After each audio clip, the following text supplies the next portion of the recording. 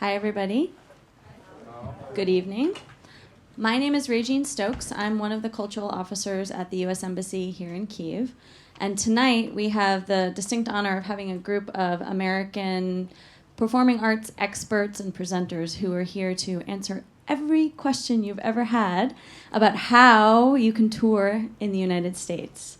So I assume some of you are musicians or performers or dancers or singers, right? Raise your hand. Oh, okay, a lot. Great. So before I hand the mic back over to all of them for introductions, I want to explain to you just a little bit about why they're here. Ukraine this year was selected, well, actually last fall, was selected for the first time ever to participate in a U.S. Department of State program called Center Stage. It provides the opportunity for Ukrainian performing arts groups to attempt to tour in the United States on the U.S. government dime. So this is a cultural exchange program that we are very proud to be associated with. We had a lot of interest last fall, and this group of wonderful Americans are here this week to meet with people who applied, to see some shows, to watch some auditions, and to learn a little bit more about the Ukrainian performing arts scene, and to make some selections so that this time next year, more or less, there will be Ukrainian groups performing in the United States for paying audiences. How cool is that? So it's very cool. So I want to just very briefly introduce Deirdre Valente. She is the vice president for Lisa Booth Management in New York City. We also have Kelsey Spitalny from the New England Foundation for the Arts, which is based in Boston, Massachusetts. We have Stephen Rader Ginsburg from the Reno Center for the Arts, I pronounced that right? At the University of St. Joseph in Hartford, Connecticut, my home state. Let me get everybody's titles right.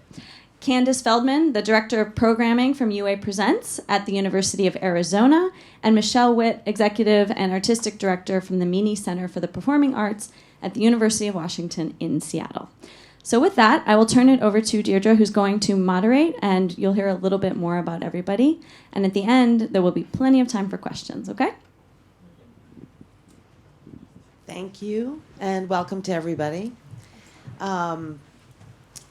Sitting here is a sort of microcosm of how live performing arts are made, shared, and experienced in the U.S. So I'm a producer, I'm a manager, I'm an agent. Like a lot of you, I wear many hats. For Center Stage, I serve as the general manager. So we brand the project, we promote the project, we tour, we schedule all the tours, we deal with artist care and logistics, we hire staff, we interact with the venues, and ultimately we hope we send groups home happy and exhausted.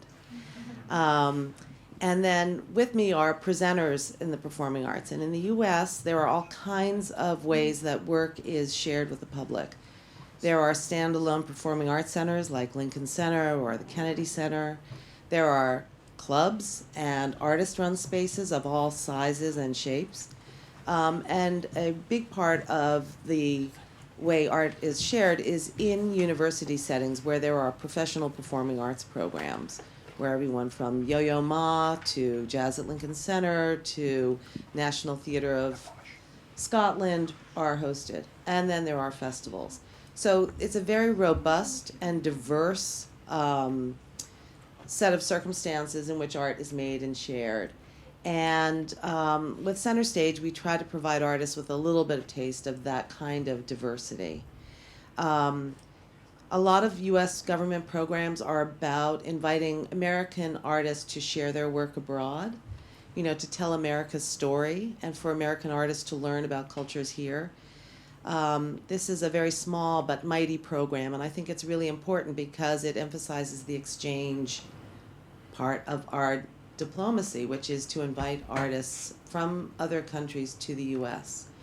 And so far we've worked with and successfully toured and sent home, safe and sound, 24 groups from 7 countries, from Vietnam, Haiti, Indonesia, Pakistan, Morocco, Algeria, and Tanzania. Each of the companies travels to the U.S. for about a month, which is a more or less typical tour in the U.S. Other groups independently can tour for longer or shorter periods of time, whether they're U.S.-based or from abroad. Ours are a month long, and they include both performances and offstage opportunities to engage, like master classes, community dinners, visits to Graceland, panel discussions, all kinds of ways for artists and Americans to get to know one another. As Regine said, we're here to learn about Ukraine, to understand the context in which all of you make and share your work, and to meet with artists under consideration for the program. So I'm going to ask Michelle Witt to talk about her program in Seattle, Washington. And we're going to do just brief introductions, and then we're going to open it up to questions, because I think it's important for us to know what you want to know and have a context for that. Thank you, Divya. I'm Michelle Witt. I'm the Artistic and Executive Director of Meany Center for the Performing Arts. And we have actually our website, which I think we can bring up, because universities play a unique role in the United States. We tend to have really very good facilities, and we have a very strong audiences, not just at the university, but in the cities or communities in which we are based. And we are able to have very, very strong programs. We have a program which is interdisciplinary, which means we have music, we have classical music, we have recitals, we have a very strong dance and dance theater program. We have world music, so music in different genres from around the world, and so we have Mark O'Connor, who's a fiddle player and Appalachian fiddle player in style, folk fiddle. Itzhak Perlman, who's a very fine recitalist, is a violinist, string quartets, solo pianists, contemporary percussion ensembles. You can go a little faster, actually. One of our great choreographers, Bill T. Jones, contemporary choreographers, and again, so you can see there's quite a diversity of our program. And if you could just maybe scroll through the rest very quickly, we'll. Some puppet theater, live puppet theater. And you arrange, yes, this is one of your projects. I just wanted to add before I hand this over to my colleagues here is that not only are the performances important, but the way in which we talk about the cultures in which the performances come from. We have an international program, and our community is very interested in learning about different cultures and art forms from these areas. And so the way in which an artist can talk about the basis of their work, the culture in which the work is derived, is very, very important. I think I'll stop there, and we can continue after that. So Candice Feldman. Great. Hi, everybody. My name is Candice Feldman. Again, I'm the Director of Programming at UA Presents, which is on the campus of the University of Arizona in Tucson.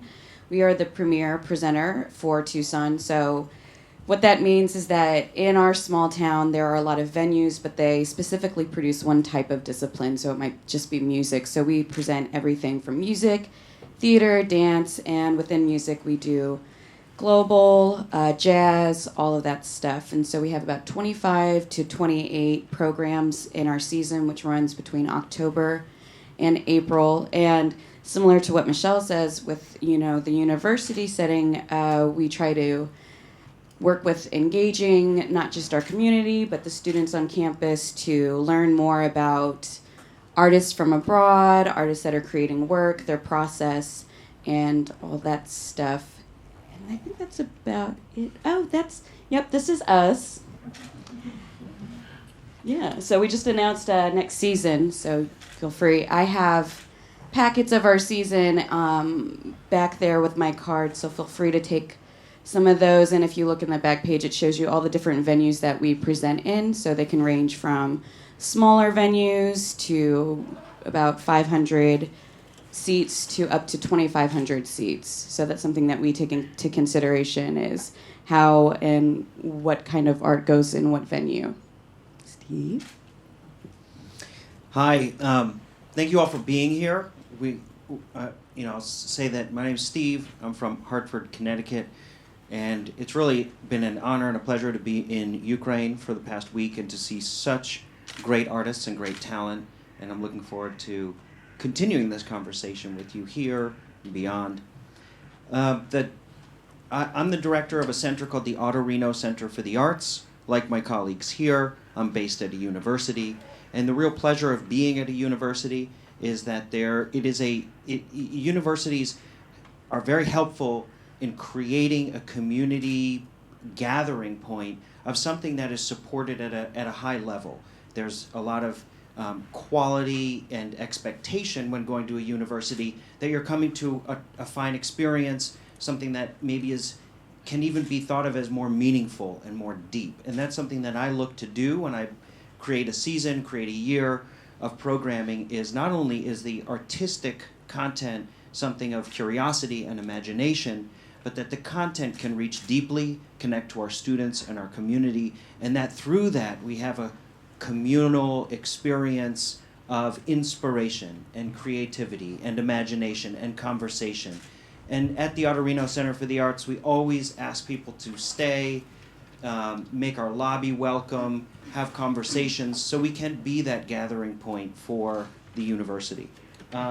It's a 365-seat theater. We sell tickets for all shows. And I just have, we'll show like a minute of two performances from this past year, so you can see a little flavor from this. Just a quick preface, the first person we'll see, both my colleagues actually presented, and this is Martha Redbone. This is in the context. And we will live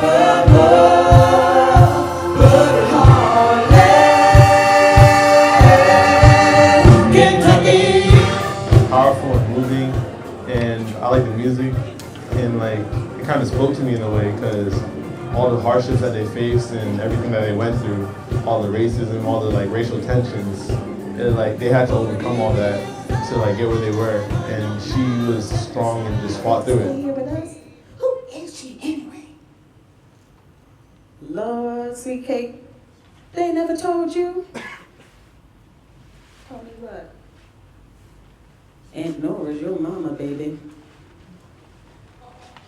Nora, that old white lady is my mama. Sweet Cake's mama. My grandma Easter hears all of that fussing going on and shuts them all up with a big old will the circle be unbroken by and by, Lord, by and by. We can stop it there.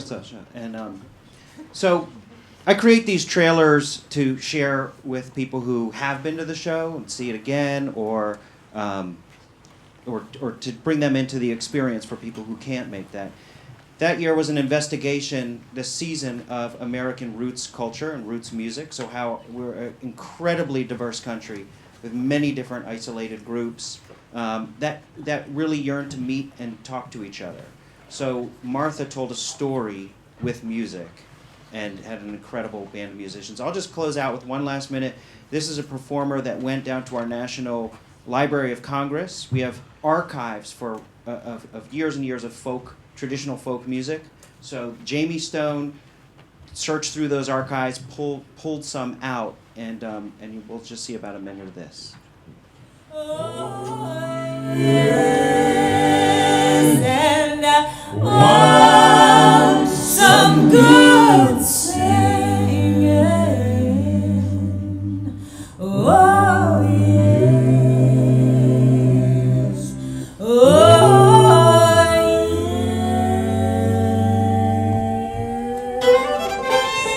Lomax project is a really great addition to the Roots Festival at USJ. I think the Roots Festival is such an amazing thing to offer the community, and really embracing the arts right now is super important, especially in Connecticut. I love you, daughter. Away, you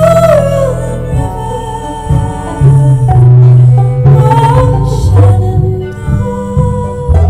I love your daughter.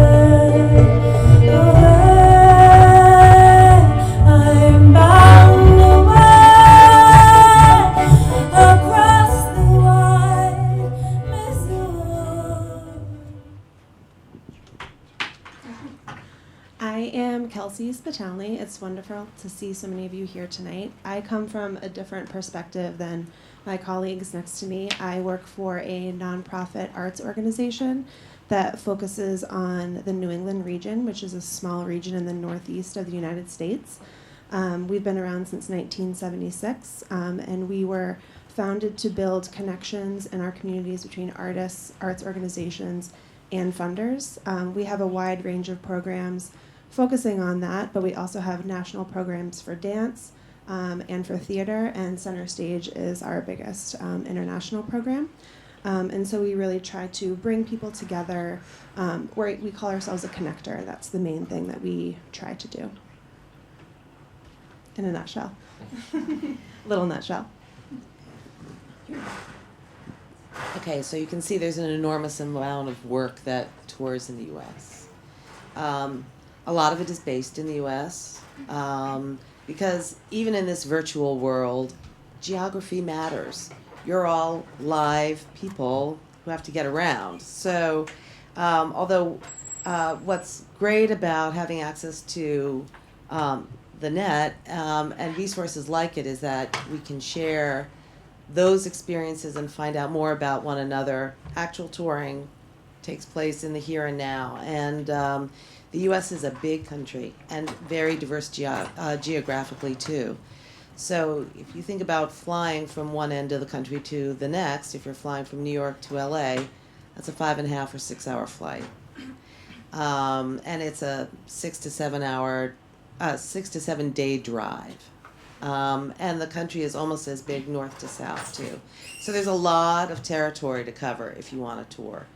When we're touring with Center Stage, we like staying in the sort of northeast where New York, DC, Boston are, in part because I'm based in New York City, so I'm a little parochial that way. But also distances between cities are smaller, so you can get in a van and do that. But our program also flies artists all over the place because we want to make sure that there are diverse experiences. And when you take a look at some of the top level companies that tour in the US, people like Lin Hui Min from Taiwan for Cloudgate, or someone like Itzhak Perlman, they are touring all over the US at top venues.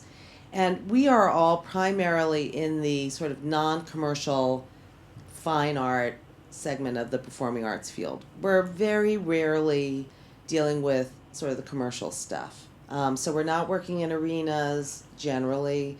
We're not dealing with pop. We're really looking at fine arts. And there are mixes in the markets in the U.S. For instance, a club like Poisson Rouge in New York City might host Adele, but they'll also host one of our bands for Center Stage. So there are some places where things mix. Colleges and universities also host big pop acts, but our primary interest in investment is in sort of fine arts and artist-to-artist work, and less on the pop commercial side. And so when we talk about how does work tour to the U.S., that's sort of what we're more focused on. Theater companies, dance companies, musicians who may not be, selling a lot commercially or who may not be interested in that kind of market. What you'll see, I think, having seen everyone's website, is the very high quality of promotion that goes into hosting artists and the need for really high quality promotional materials, because our market is super saturated. Even in the smallest towns, every performing arts presenter is fighting to get audiences into their venues. So a lot of time and effort and expertise is spent on promoting this work and being able to concisely, accurately, and brilliantly and engagingly tell the story of these artists before they arrive in the theaters so that people will engage. So when people ask me what's the most important thing I can do to get your attention to travel to the US, I say, I need to see how you tell your story to me, not just through your art, but in every other way, through your marketing materials, through your biographical materials, through your technical materials. So you have to think about telling your story not only through the art that you produce, but in other ways, because that's how people are going to access it too. That's how the presenters are going to access it. And that's how audiences, especially if you're new to the marketplace, are going to access it. So you have to think proactively about that. And I think one of the great opportunities, again, that the internet provides is that you can take a look at how other artists tell their stories for the marketplace. What kinds of materials are they developing? Whether it's visuals or written materials, videos, audio recordings, all of those things you can have access to. And it's really important to study up because there's enormous competition out there. There are far more artists who want to tour in the U.S., both who are U.S. based and from abroad, than there are opportunities to do so. So figuring out how to tell your story well, how to distinguish yourself is an absolute key. And that's something that only you can do. The other thing I would say is that Americans speak English. Sorry. Sorry. I am really sorry about that because you are all much more engaged with multiple cultures in deeper ways because of your capacity to speak multiple languages. And we are terrible about this. But in order for us, excuse me, to be able to really understand who you are, we need materials in English. I will say we are not judgmental about small things like grammatical mistakes or, when you're talking with professionals in the field who are interested in your work, we'll help you develop quality materials in the language so that you will be competitive and you will be well represented. But in general, when you're talking to potential hosts of your work, you need to be able to present material in English. There's just no way around it. And because American presenters don't often have an opportunity to tour and meet you in your home country like we are here, this is a very special opportunity. You need to have really high quality, full length videos of your concerts or productions that we can access to. And that's just to start. Anybody want to chime in about anything else in that regard, or say a few things, and then I do think that also what's important, in addition to really high quality materials, and you can access so much of the how we present artists in the U.S. You can access that on the web, and you can see how we do that, and try to create similar materials in English. Yes, the full length videos are really important because if an artistic director isn't able to see your work live, they simply can't make a decision based on excerpts of the work. There's just no way. So that is important. Even if the work, the full-length video isn't a perfect quality, because we know a video never truly captures a live performance, it's still very important to an artistic director to be able to evaluate the work that way as an alternative to a live performance. I think also because it's such a competitive field is to really articulate clearly what makes your work unique and how I think it's very interesting to American audiences what's Ukrainian culture, what's happening in Ukraine, how your work speaks to that. I think that will distinguish your work from other, work that's touring and available in the market. So to think about that and to try to create as many opportunities to discuss different aspects of your work that you think are important. And I think I will just hand it over to you guys. I don't have anything to add. I'm curious about your questions and how we can answer those in our time together. But when we're ready. I'm just going to say a couple more things. We've put together a sort of quick guide to links where you can go for more information about networks that exist in the U.S., but also importantly, networks that exist outside of the U.S. in which there's American participation. Because it's a long way to come to the U.S. and I think many presenters, when they're looking at art and trying to figure out how to evaluate it, especially if they don't have a relationship with an artist, is to ask, where else have you toured? That gives people a sense of both the venues that you've toured to and your preferred artistic home for your work, but also Americans are increasingly better at talking with colleagues. So if you can say, oh, I performed at, the Spring Arts Festival in wherever, it's likely a presenter in the U.S. will know that presenter, and at least it provides a frame of reference for the work. And there is more and more mobility happening in Europe and among European festivals, and there are organizations that are dedicated to mobility, both in terms of funding and in terms of presenting, because money is the other big thing that we need to talk about here. There are foundations and organizations that have specific areas of interest, but they're all concerned with these issues of mobility for the field. And they are not just north, like through Europe and the U.S., but also increasingly north-south. And I would say that when I talk to artists from abroad, no matter where they're from, I always advise that the U.S. should not be your first market that you look to. Because we don't have the financial support structures that exist in other places. It's a commercially driven field, even though we're all working in an NGO atmosphere. All of us are dependent in some ways on ticket sales, on a combination of sort of earned and contributed income in the U.S.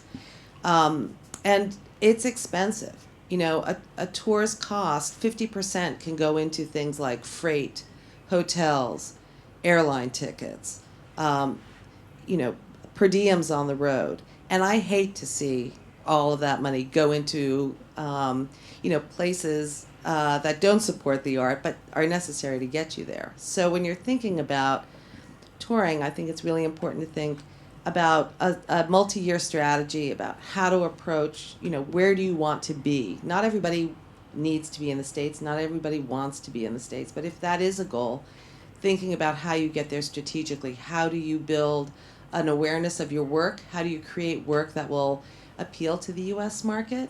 You have to understand why you want to be in the States. All of those questions, and I think it's a multi-year process. At a minimum, our process for Center Stage is a 24-month process, and we're being proactive about inviting artists. So I think you have to be prepared for the long haul if you want to look to tour to the States or Canada. And there are certainly opportunities in Mexico, so North America. But I think that you have to do the hard work to think strategically about it, put together a plan, and look to a variety of resources to figure that out. Like the art, we all hope would be enough, but it isn't. It just isn't. It isn't whether they're American artists or whether you're artists from abroad. And then, of course, there are all the usual other stumbling blocks like visas and taxes. There are some resources in the packet of information at the back that talk about those things. It's not worth getting into here, just other than to say that, of course, those things are taken into you have to take those things into consideration too. I would say that most of the artists from abroad who tour successfully are working either with managers, agents, and producers who are based in the U.S. or with managers, agents, and producers who are based in their home region. So, European agents or Ukrainian agents. Are there any Ukrainian agents in the room? Okay, now there's an area that you guys could, should think about developing for yourselves, even among artists, which is how some agencies start and still thrive in the U.S. That artists realize that they don't necessarily have the capacity on their own to hire a full-time manager or representative, but who get together with similarly positioned artists who share similar aesthetics, similar needs, and, raise a little bit of money and send someone to Womex or send someone to another festival. it is worth an investment to have somebody do that. But there are ways to do that, and I also think that it is best for you to be able to represent and speak for yourselves when you can. You can do it better than any outsider can.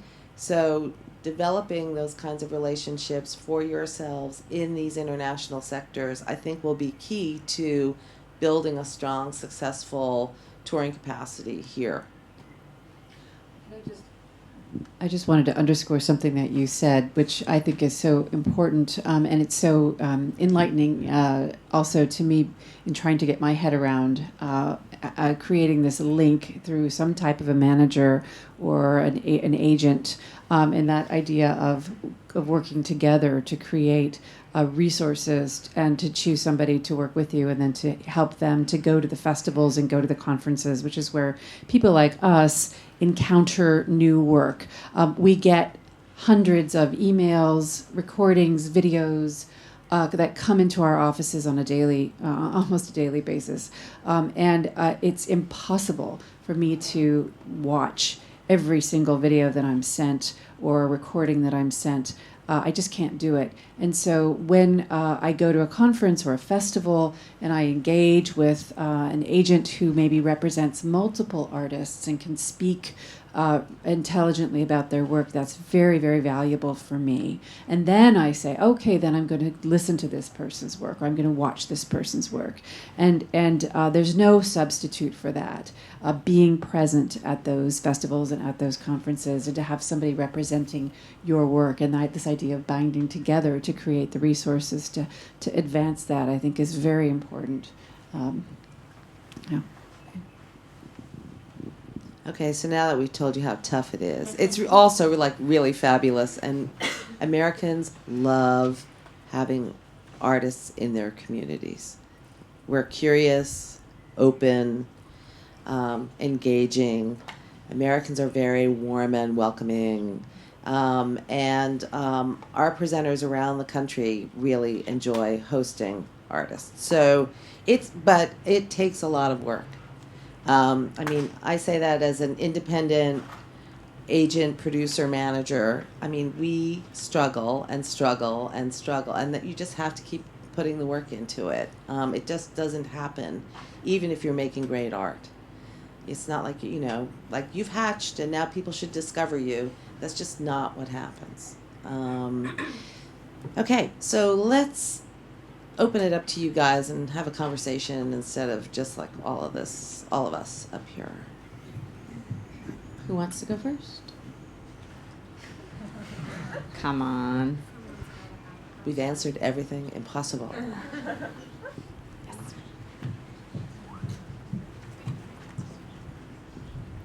Do you have any dance companies which was chosen here in Ukraine for the touring?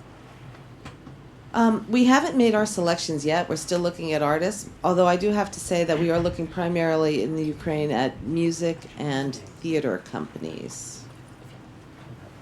Thank you.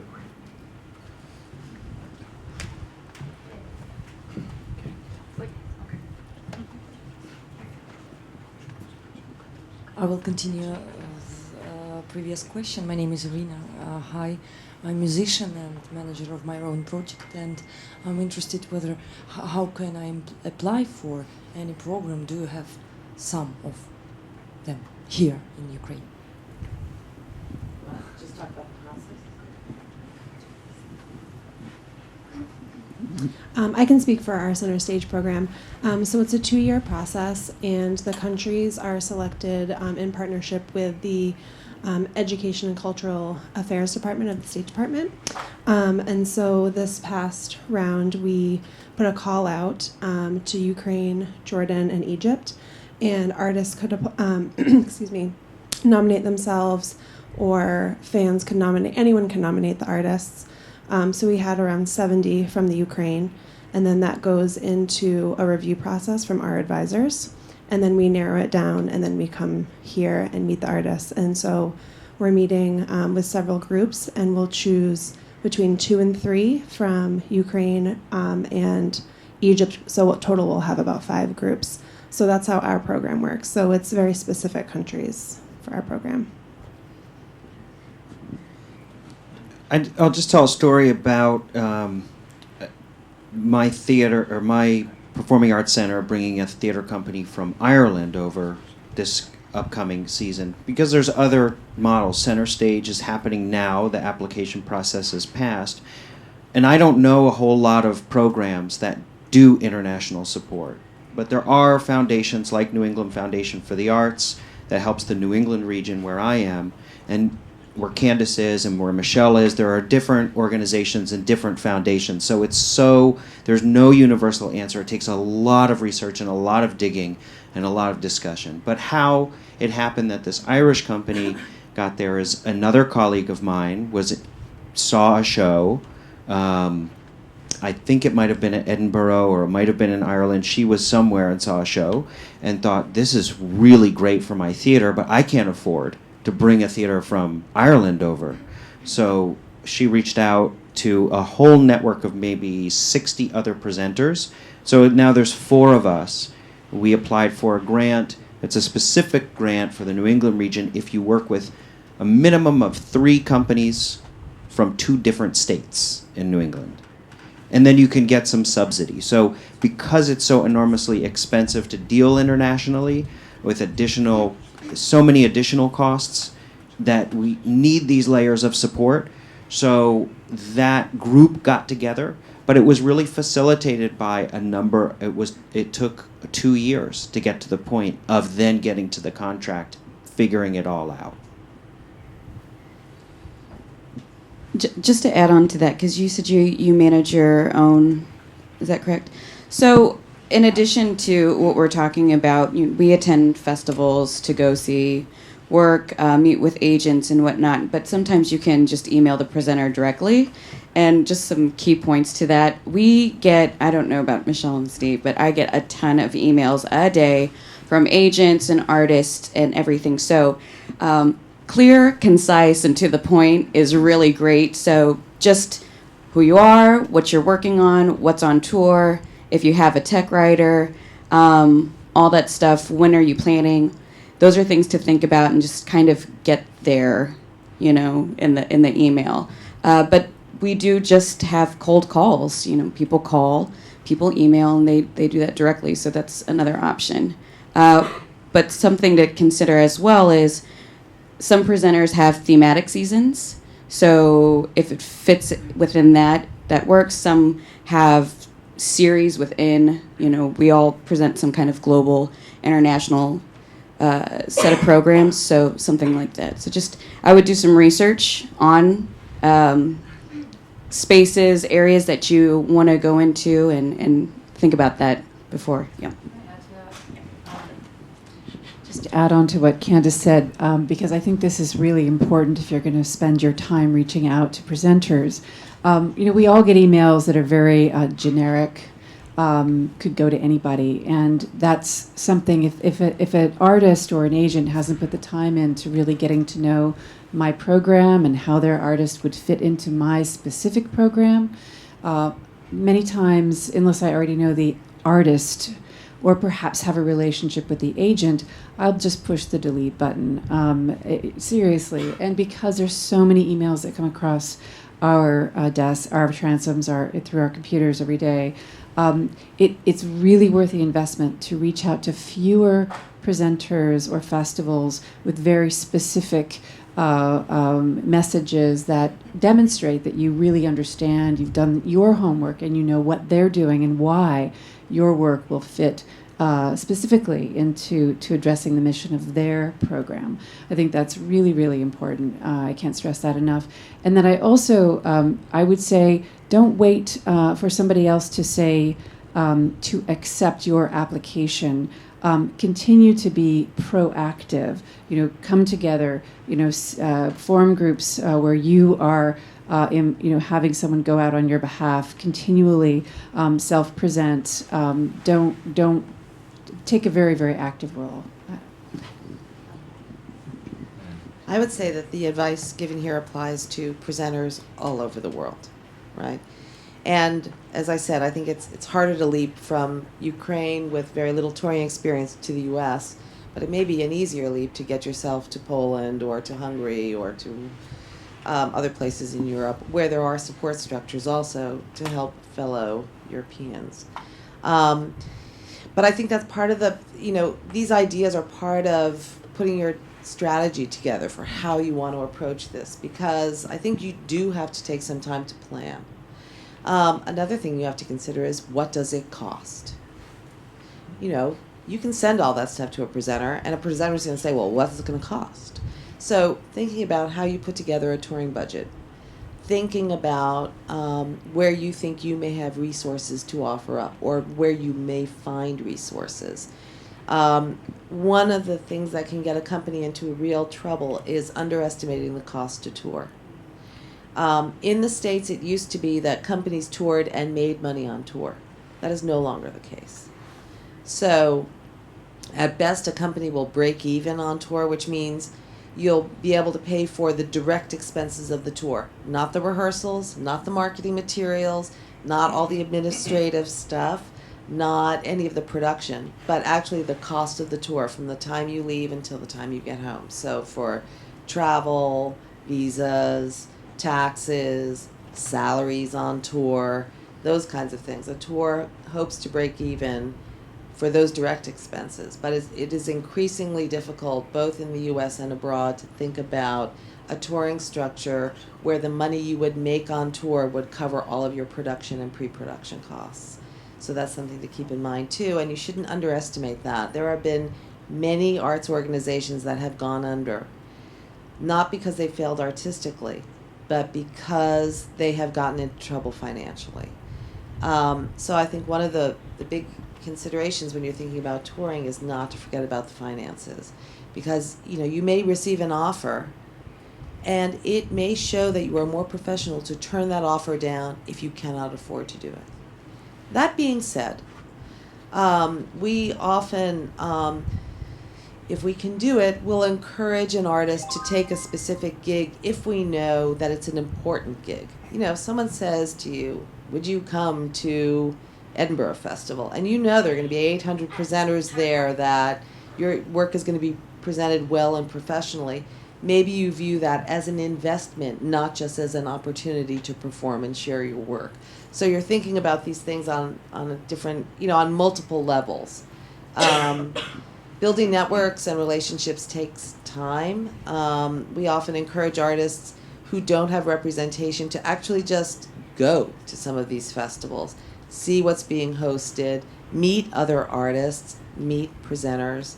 Not think that you can make the leap directly from, I just put out a great CD, it's really great, now I'm going to take it on tour. So I think that there are interim strategies that are less costly that you can take. I think that, an entrepreneurial spirit when thinking about this needs to apply to your work specifically, but sharing resources among artists is really key and remains a key thing in the U.S.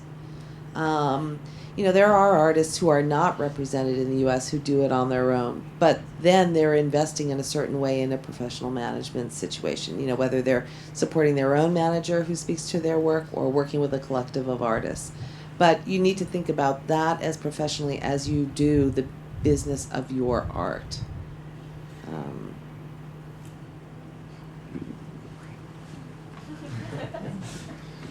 Hello, my name is Ivan and I'm playing in a rock band. Here's my bass player, and I'm just curious about the rock market in US. So how can we apply to some festivals in US, for instance, or where is the milestone? Where should we start out? So we are currently preparing our video. We currently recorded our first album, full-size album. So should we start from, for instance, from Europe, from the close Europe like Poland, and then send you all kind of stuff via mail, like that? And with that. How should we start out our career? I think that now that we're all on social media, one of the ways that presenters look to figure out whether they think there's a market for your work is like, how many likes do you have on Facebook? How many fans do you have? How many people are following you on Twitter? We have brought rock and roll, really great rock and roll bands to the States as part of Center Stage. We've brought Hoba Hoba Spirit from Morocco. We've brought a fusion company from Morocco. We've brought bands from Algeria, Pakistan. So there's a market for it. I would say that the market for rock and roll outside, that is being made and shared outside of the U.S., is in the what we call the global market, which is a totally ridiculous term, because what that means is all the rest of the world except for the U.S. You know, all these folks have series. It's like we do music, and then we have a global series, which means everything outside the U.S.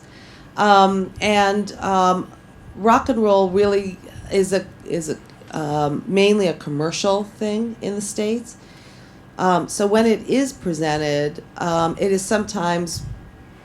it happens sometimes in some of the festivals, but it is often introduced to American markets in smaller venues rather than the big festivals. Like if you're playing heavy metal, I would say your chance of getting into a heavy metal festival as an artist from Ukraine are pretty low, unless you've got some huge following somewhere, or people know who you are in the States. Name recognition sort of counts in those markets. But in a NGO setting, it might be possible for your work to get out there. But my recommendation would be to tour locally within Ukraine, start expanding your circles concentrically, build your fan base, and then you have to be able to articulate to a presenter or a commercial house why you would succeed. What would make you successful? What is it about your work and your fan base that would lead to a successful engagement when you tour anywhere? But people are looking at that stuff. I look at it. It isn't a determining factor, but social media is really crucial for our program because we want artists to be able to share their experiences with audiences at home too.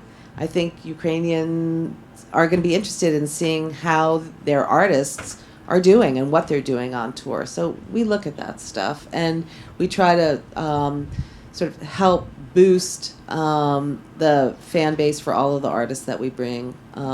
And people are curious about what happens in the U.S., so we take advantage of that and help to build a network. And we're very conscious of the fact that sometimes you have to go away to be appreciated at home. It happens in the States all the time. Even, like you're an artist, you're doing your work, but, you have to go somewhere else. You have to go to New York, or you have to go to France, or you have to go to Canada. And all of a sudden those audiences think you're great, and you come home and they go, oh yeah, we always knew you were so great. So there is that dynamic that is a universal thing. So you're touring here. If you can get yourself a gig in Poland or in Hungary or somewhere where you're not going to break the bank to tour, and you're also just building up experience touring and performing for audiences who aren't necessarily familiar with your work, then you'll start to feel some love at home too for that. But there is a big difference between rehearsing and performing, and the act of performing changes your work. And I think finding opportunities to do that more often is really a great thing. But the rock and roll market it's pretty cutthroat in the States.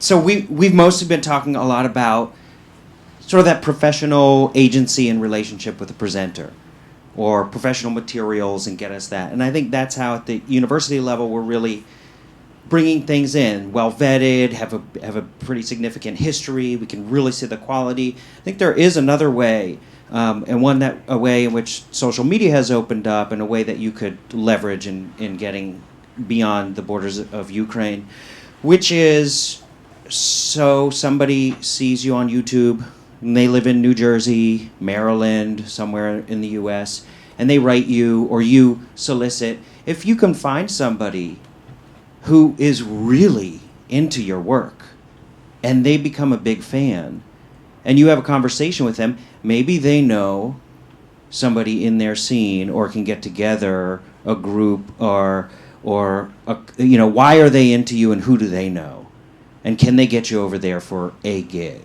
Can they turn more people on to you? So how do you ripple out in social media to do that? And the other thing is, how are you at a place where you want to come over? I don't know if I can say this in America House, but come over on a tourist visa and Don't not. do that. They will get. Well, I'm saying not work, but play for nothing and couch surf. No, you cannot do that anymore. You can't? And people are turned back and are prohibited from coming to the States for 10 years. It is a bad situation. So that's really bad. I'm glad I brought that up. I'm not joking, Steve. And But- I'm not saying no, that I just didn't because know. we're here.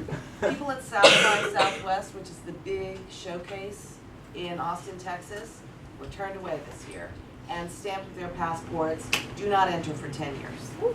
It is a big deal. There is no flexibility there. Do not go down that path. But I do think if you come over to visit that individual who really loves you in Maryland or New Jersey, and you can meet face to face, or you do like couch surf, because these expenses are huge when we are talking, coming over for a full tour and freighting and doing that. But if you come over and you do couch surfing, finding free places to stay, and meeting people coming to our office saying, I'm here just for a week, 2 weeks, I'd like to meet you. That can get you a different place than trying to do it from here. So I'm going to give you a different idea that maybe might help. If you're developing work, maybe you're not ready to tour yet. Maybe you're at the beginning stage, or you're looking for collaborators, or you're looking for places to develop your work. There are grants available to do that. There are also institutions at universities, depending on the department, that will give you residency to come and create, collaborate, or just rehearse. So something to think about if you're wanting to get your piece to the next stage, or it needs more work. That's a great way to build a relationship with somebody. And then they have invested time into your process, into your program, to your art. So when it does get to a place where it is ready to sell tickets, market, choose a venue, have a writer and everything, you have everything kind of mapped out because you've already done the work. And you can do that anywhere. That doesn't have to happen in the United States. You can do that with partners that are in countries next to you and whatnot, and that really helps move the process forward. And they might also have partners and friends all over that they could recommend to continue to develop that piece. So that's just another thought of how to build relationships with people outside of Ukraine. How do you find and apply for those residencies? Deirdre?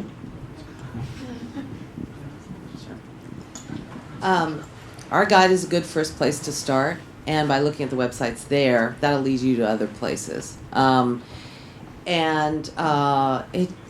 It takes a lot amount of work to find this, and that guide is not the be all end all. It's just sort of a starting place, and it's focused primarily on the States. But there's a lot of stuff in there about European mobility, and funders and festivals and networks that you can take a look at.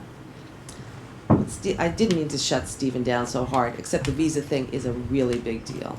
But one of the things that he said is right about social media is that it's not only professional presenters who host performing artists, but other artists, in addition to like your big fans. So, and that's something that social media also allows you to take a look at other artists and building relationships with those artists, whether they're in the States or elsewhere, because there may be collaborative opportunities. Some artists have artist-run spaces that are interested in working with other artists or hosting other artists. So, and it's also nice to know you're not alone out there making your work with your particular point of view. You may be the only one in Ukraine who's looking at a particular issue or working in a particular aesthetic, or investigating ideas or spirituality or intellectual concepts or physical concepts in a certain way, and you're looking for fellow travelers, like-minded people. The net makes that a lot more possible now. And I think that those kinds of artist-to-artist relationships can be really helpful and a way to think about touring, but in a different kind of way. Can I ask you a question? Do you think, particularly when you're talking about universities, and there's so much interest in what's happening in Ukraine now in the United States, do you think that it's also useful for artists to reach out to various departments at universities to start to begin conversations that have to do with, also the culture in general, language, as well as your work specifically, and that to use that as an entree to presenter specifically? Well, I would say it's as hard to get a response to a cold call to a professor as it is to a presenter. I mean, but I do think these kinds of questions about reaching out, like, who do you know out there? Who's your next door neighbor? Are they connected in some way? I mean, really thinking about your network. When we talk with American artists about who want to figure out how to tour, one of the first questions I ask is, where did you go to school? Because maybe they have a presenting program and they'll be interested in you because you're an alumni, or what was the theater in your community growing up? You may not live there now, but maybe they'll want to host you because you've got a relationship there. This whole business is just about relationships and building out this spider web of relationships. One of the reasons Center Stage is successful is because as a brand, presenters trust us to look at work by artists they have never heard of from countries they have a hard time placing on the map. And that's because we've all developed relationships so that we can go to them with confidence and say, this is a really strong program, we deliver, take a look at this new work. So if you have someone who knows you, where you've got a relationship who can do that too, that's how you start building those relationships and trust.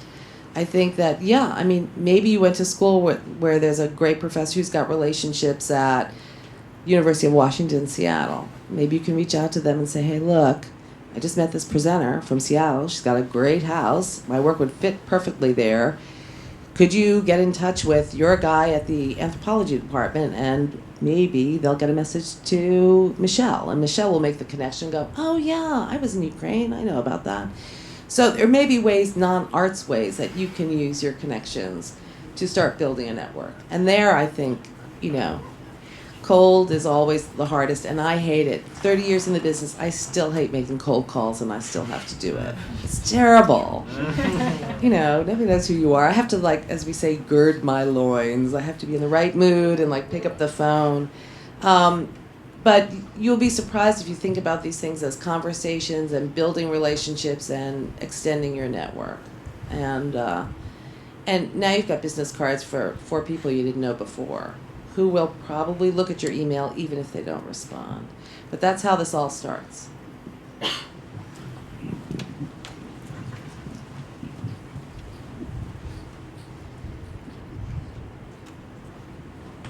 Hello, and thank you very much for that much of information. I'm gonna ask not about the institutions who host the touring groups or artists, but about the audience. I know that most of the marketing work is done by the hosts, by venues, by institutions, and by you, but still, being an artist and getting ready to present ourselves, we would love to know what wants the audience know about totally unknown people from totally unknown country who do totally unknown art. What should we tell them? What should we show them to make them come and buy a ticket, or at least survive until the end of the show? Thank you. So are you talking about here in Ukraine? No, here in Ukraine there is no. Okay. It's a difficult question. We ask ourselves that question all the time because we don't want to just present artists that everybody knows. That's not interesting. We want to present new work, at least from artists that people know or new artists. The way we look at it is, what are the either artistic ideas or other issues, concepts that the artist is connecting to? Are they issues that our community cares about? Artistic forms, the coming together of forms, a creative process, a political or cultural topic? And how can we make that that connection to things that our community, we know they care about, and how can we make that more explicit in how we communicate about the work. And maybe it's just, we're going to give you something you've never seen before, and it's going to be the most captivating performance because of these reasons. And that can be enough. Or, this artist is also, dealing with these particular issues, whether it's something that, Seattle's very connected to, what's happening with our environment. Very connected to other social issues. Does the work touch on these topics? Can we also talk about the uniqueness of what's happening in Ukraine right now and how that may relate to some of the political and individual questions we're asking ourselves as a country? So, how can we think about the connections that your work will make to some of the issues that we are concerned about? But would you like to also? So Connecticut, the state where I come from, has a saying that it's the land of steady habits. So regionally, culturally, in my region, people just do the same thing.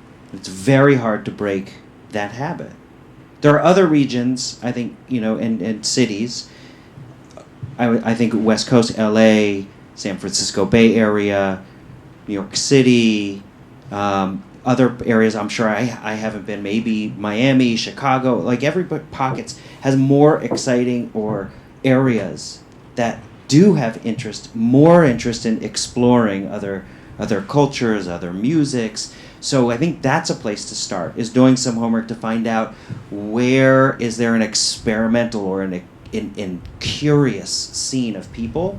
Because I could tell you, like, if you were to come to Connecticut or Vermont, where the market is really small, upstate New York, the Dakotas or Montana, it's like very difficult in some parts of the, more conservative parts of the country. So maybe, but there is a big Ukrainian population in my area, so that maybe is a window in. However, the old school Ukrainians who left 30 years ago might not be interested in contemporary Ukrainian. I don't know.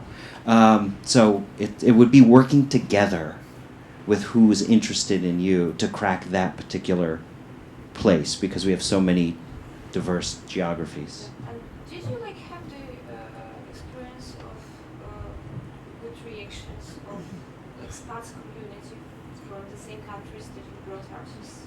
Yeah. Did they were happy to see people and art from their countries? You have a lot of Ukrainians in America.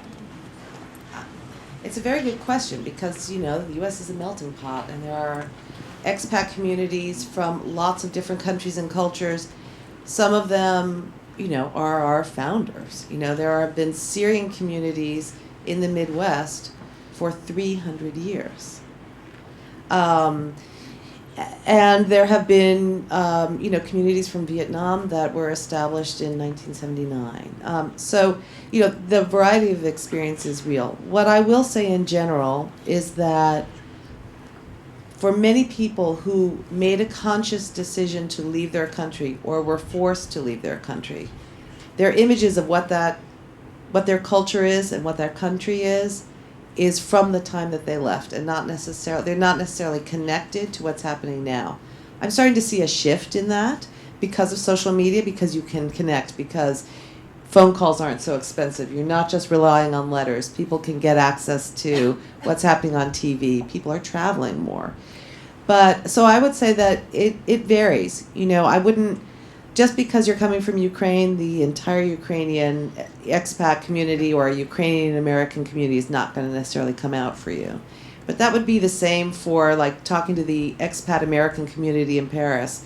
They may never know who Paul Taylor is or Mark Morris are, who are famous choreographers, but they would certainly know who Metallica is, or, So I don't know that you can make those generalizations. I generally think there is pride when work from abroad travels to the U.S.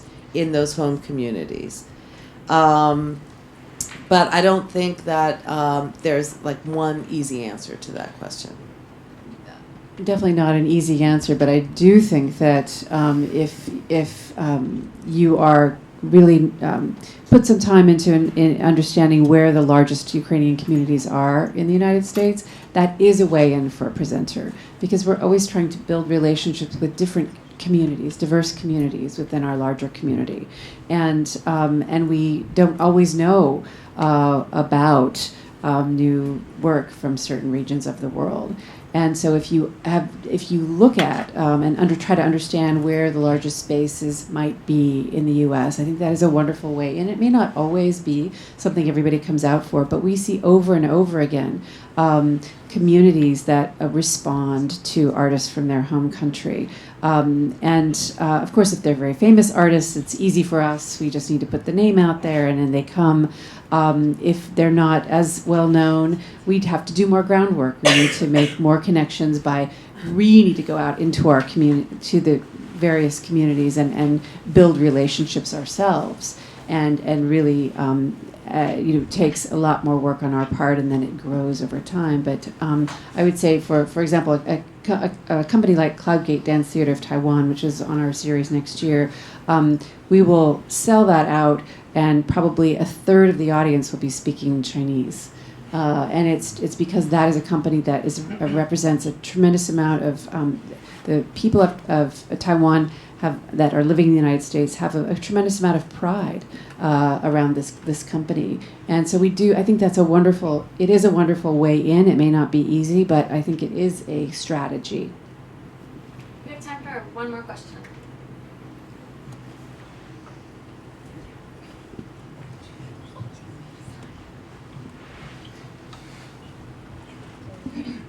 Hi, my name is Jenny, and I have actually 3 questions. May I?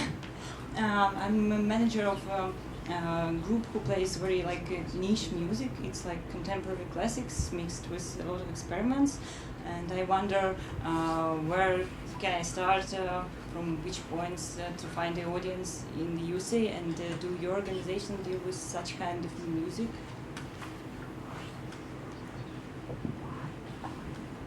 Yeah, sure. I mean, there's all kind of music in the States. I think it's, as we've been saying, it's less that the aesthetic is only part of it, that it's also about finding the connections and the means and the presenters, and doing your homework to figure out how to then get it there. I mean, just because you're doing that music is sort of not enough.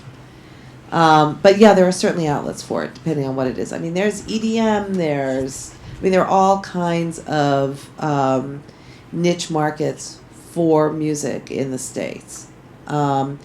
Is my organization focused on that? I don't know. I guess I'd have to sort of listen to what it is. Although your description is intriguing. But I think also in this room, it's hard to say without listening to your stuff, to knowing what it is. Yeah. And the second question, I've heard that in the US, also students' radio stations, they are very strong, and could there be a possibility to get to the market through those radio stations, and what would be the ways to get there? That's an excellent question, and the answer is yes. I work with a number of college radio stations. It's a definitely, so many radio stations have been bought and are nationally corporate, so they don't really care about what's happening in the local scene. Their DJs could be wherever, but the local people who care about, at least who are the people who come to my theater, are listening to community-based radio stations, which the college radio stations are the stronghold of that. So anywhere in any market that you're looking at. But I can tell you, if you go to start searching, I meant to mention this earlier, but it's a great point. I think there is even like a Ukrainian folk hour on WWUH 91.3 in West Hartford. And so you can find out, they'll list the programs, have emails, they're very easy to access. And if somebody's into playing what you are producing and you're willing to send them a free MP3 with all the details, I'm sure they'll be able to play that and share it and announce you. That's a very cost-effective way to get yourself into the marketplace. And the third question, it's not matched very much with the topic of conversation, but maybe you know if it is possible to get with music to American US movies, series, and stuff like this. Excellent question.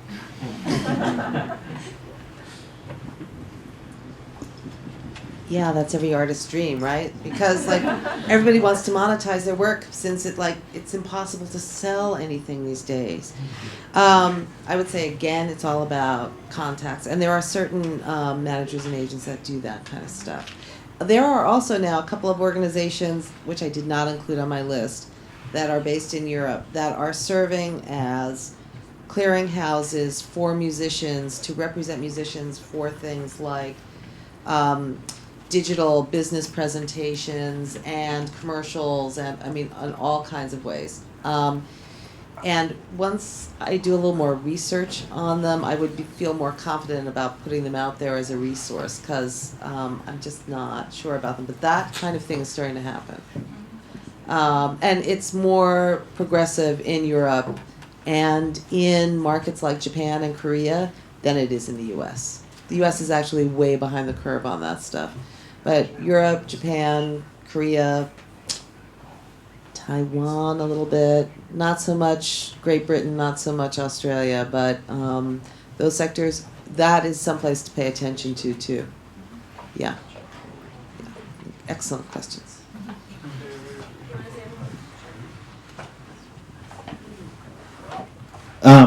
No, I wanted to just set the record straight about my comment earlier. I was just trying to be like a little flip and provocative about creative ways in which you could get in touch with people.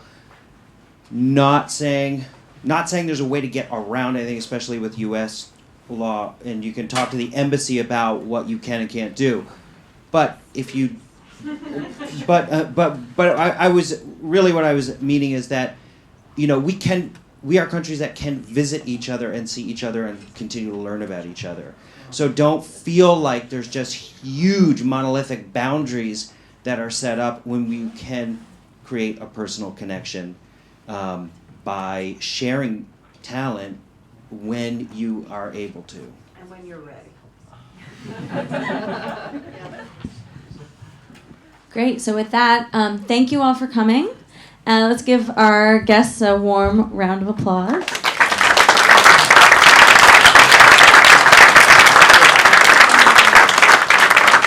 There are some materials left in the back corner here on the risers, and if you have specific questions, we are able to stay around for a few minutes, okay?